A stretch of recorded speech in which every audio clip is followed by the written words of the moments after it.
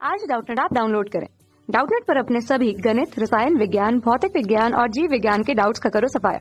बस प्रश्न की फोटो खींचो, एक ही प्रश्न को क्रॉप करो और तुरंत वीडियो सोल्यूशन पाओ। अभी डाउनलोड करें। नमस्कार दोस्तों, हमसे पूछा गया है एक परिनालिका में आई धारा प्रवाह से संपन्न चुंबकीय क्षेत्र यहाँ पर बी दे रखा है। परिनालिका की लंबाई व फेरों की संख्या को दोगुना करने पर वही चुंबकीय क्षेत्र प्राप्त करने के लिए प्रवाहित धारा कितनी करनी पड़ेगी। तो देखो, हमारे पास परिनालिका है।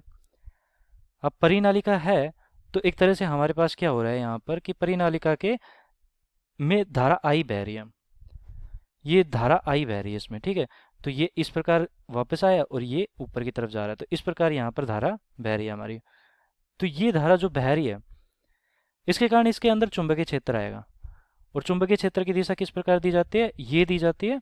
दाहिने हाथ के अंगूठे को मैंने सीधा रखा और उंगलियों को मोड़ दिया, तो मुड़ी हुई उंगलियां मेरी धारा की दिशा बताएंगी और अंगूठा मेरा चुंबकीय क्षेत्र की दिशा बताएगा। चुंबकीय क्षेत्र की दिशा इस प्रकार आएंगी, अंगुलियों को मैंने मोड़ाया।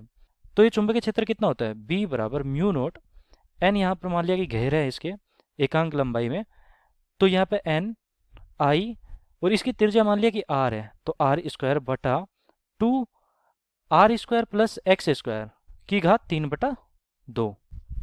तो म्यू नोट यहाँ पर चुंबकशीलता, एन यहाँ पर घेरों की संख्या। अब कह रहे हैं कि यहाँ पर देखो घेरों की संख्या में परिवर्तन कर रहे एक तो, या फिर मैं कहूँ कि फेरों में अंतर, ये लंबाई व फेरों में अंतर कर रहे हैं।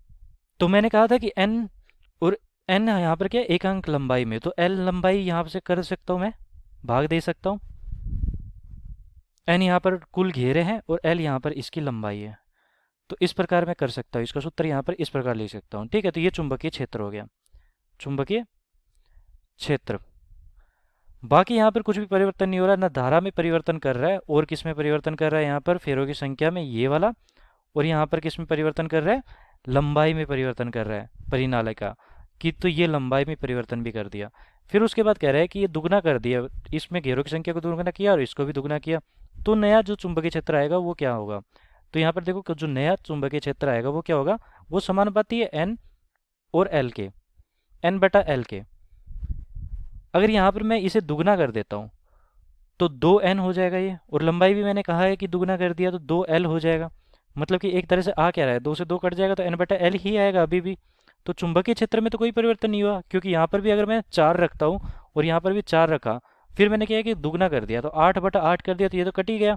या फिर मैं कहूँ कि ऊपर मैंने n 2 घेरे मान लिए, l हमने मान लिया 5 मीटर मान लिया, इसको दुगना किया मैंने 4 और इसको दुगना किया तो मैंने 10, तो ये वाला देखो 2/5 ही आ रहा है अभी भी। तो ये चुंबकीय क्षेत्र में परिवर्तन नहीं कर पा रही है, ठीक है।